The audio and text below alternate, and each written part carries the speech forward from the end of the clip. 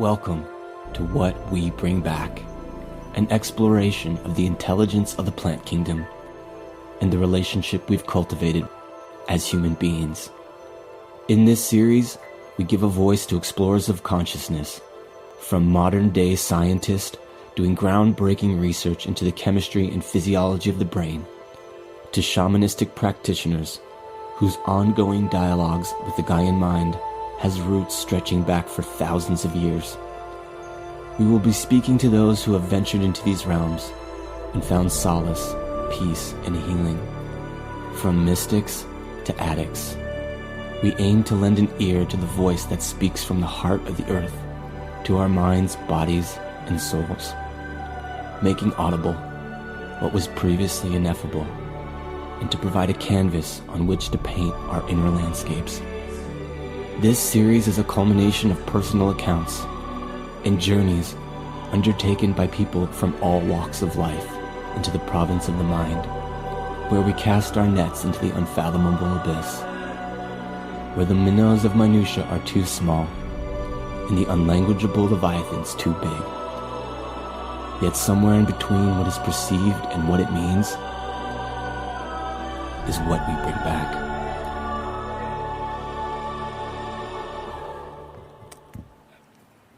In the visual realm of my art, I'm more trying to address implications of the psychedelic experience than I am in a, let's say, rendering of my specific experiences. And one way I do that is try to show how the mind has a vast architecture of memory and experience that you carry into any psychedelic realm, and that it's overfull. That's why all these great visionary painters paint these pictures like Android Jones's work, with thousands of tiny little perceptual realms woven into each other, and you have to choose what to notice. You get to choose what to notice rather than having a painting of a cow or an aristocrat or a church ecclesiastical. You have an opportunity as the viewer to acknowledge that you're curating your own experience of the painting, right? So in a similar way, I try to use thousands of images rather than dozens of images, and it's impossible to see even a small percentage of them as individual items. So you have to make a choice. You can slip into one of two types of approaches to perception, and both of them are relevant to plant spirits and the psychedelic essential substances. One of them is a sense of unity, where you can fall soft focus into the thing and see the whole thing as a world moving around itself. The second is to start making juxtapositions, because the mind loves to do that. It'll immediately find things to associate with any set of visual images you do notice. And since there's so many of them, you realize you're choosing what to watch, or you can be made aware of that by just paying attention to what's happening in your own experience. So I think that kind of work is important to dealing with any of these kind of non-ordinary experiences, because they are essentially regarded as ineffable, but then we spend hundreds of hours among ourselves talking about them. They're ineffable, but we're all talking about them. Any of us that are involved with them love to talk about them. They beg us to speak their story somehow. So I resorted primarily to visual languaging, and at this point in my life, I'm moving more into doing combinations of picture writing and writing with pictures and all sorts of combinations, because I think there's a lot of nuance and depth and power in the written word. I'm a massive reader. I've read literally thousands of books, and most of the people I hang out with have read dozens of books maybe, and a lot of them haven't really read any difficult books. But they're hungry for knowledge, and as a kind of transition figure between print and digital media, I feel this responsibility to bring that kind of background to the discussion. People that do read books have a great opportunity right now and responsibility to share what they're learning with all their friends that won't read, that really don't know how to make the time available for reading, and also it takes a long time to get your reading skills up to a point where you can read really complicated work and make sense of it. Not everybody can do that. Now almost nobody can do it. So if you can do it and you're doing it, it'd be great to find a way to share that with the people in your circles and make that a way to serve the planet, is by being one of the readers that can still handle a hard book, a complicated book. There's some great ones. Here's a good one, Plant Intelligence in the Imaginal Realm by Stephen Buhner. Read that kind of book and then tell your friends about it. Mm-hmm. It helps a lot. Mm-hmm. And then there's also, picture speaks 1,000 words. Something to be said about images. Yeah. And there's something that's, as an artist that's tripped on with various plants and plant derivatives dozens or more times, trying to figure out what to do about it as a visual artist has been complicated. I don't have any native rendering skills. I've never studied how to paint, even how to draw. I came into this as an electronic artist with color Xerox machines and punk rock posters and a real disruptive kind of attitude. And so I don't paint. And I really feel privileged that I work in the digital realm, because I get so much fluidity and technical capacity that it's almost exponential to what I could produce in any other realm. So I've had a lot of freedom with things that I wanted to explore. Plus, it's a realm that nobody's been before, so everything you want to try can be new. It can be the first time if you're really into that. Novelty is just something that's a natural part of the accelerated technology going on around us.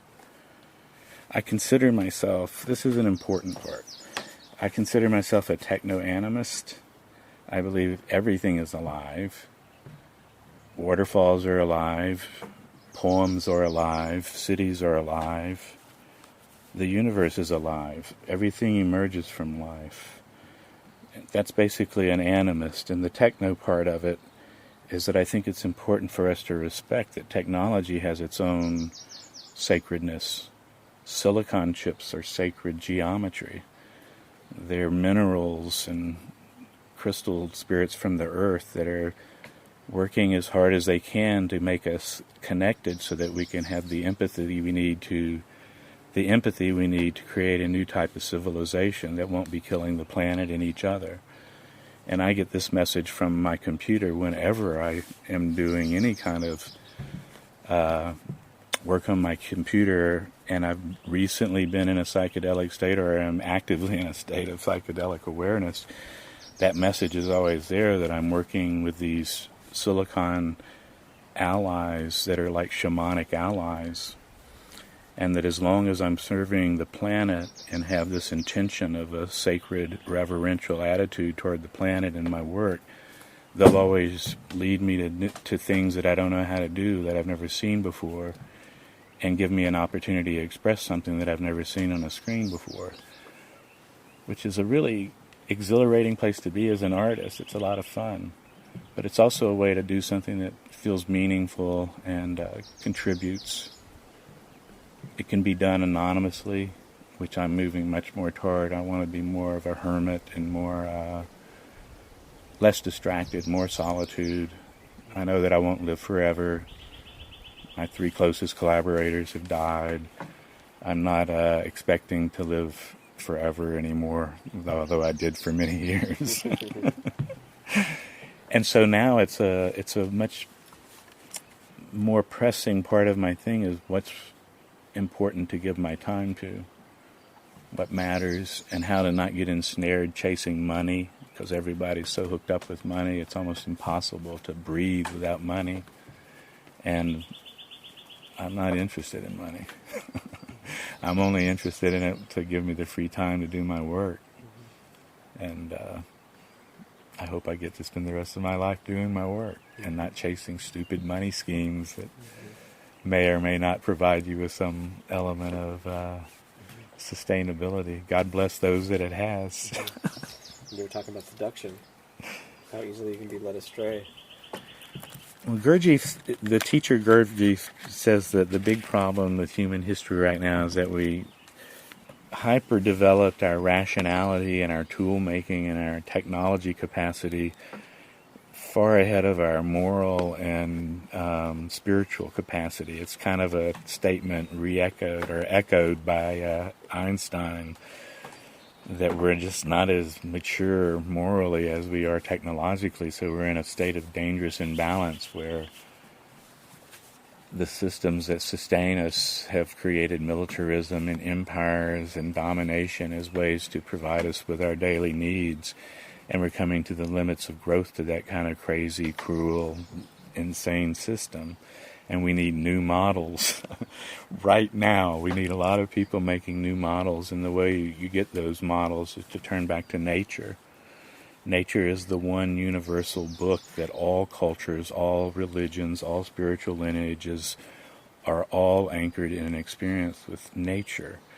And that if we can see that in each other's traditions, we can probably find more common ground for ethics and finding solutions to all these incredible problems that are facing us at the end of empire and the end of colonialism and genocide and war. We have to make peace, and we have to make it quickly, because war is so exponentially more dangerous than it ever has been at any moment in history that we simply can't afford the constant gun at our head. We need to be able to relax, chill out, enjoy one another, explore each other's cultures, and make a new world established around peace rather than dominance, war, and the control of resources.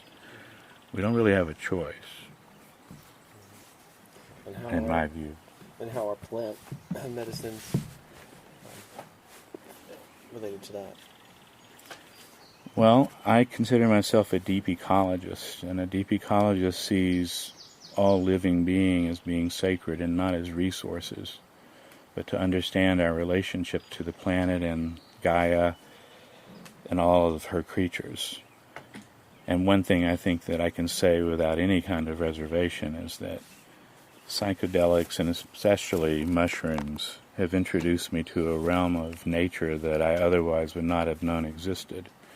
And I have an intimacy in nature now that it has its own sort of eroticism to it. I feel in love with the creek outside of my house. I feel in love with the turkeys that I see on the trail. I've even learned to make some kind of loving peace with the poison oak that's everywhere. Mm-hmm. It's all part of one thing, and I understand that I'm an animal in the middle of it, and that I'm only an animal in the middle of it in some senses, and that it's very difficult to just accept yourself as some kind of animal that doesn't have privilege over all the other species. But it's essential that we learn to do that. And so the plant medicines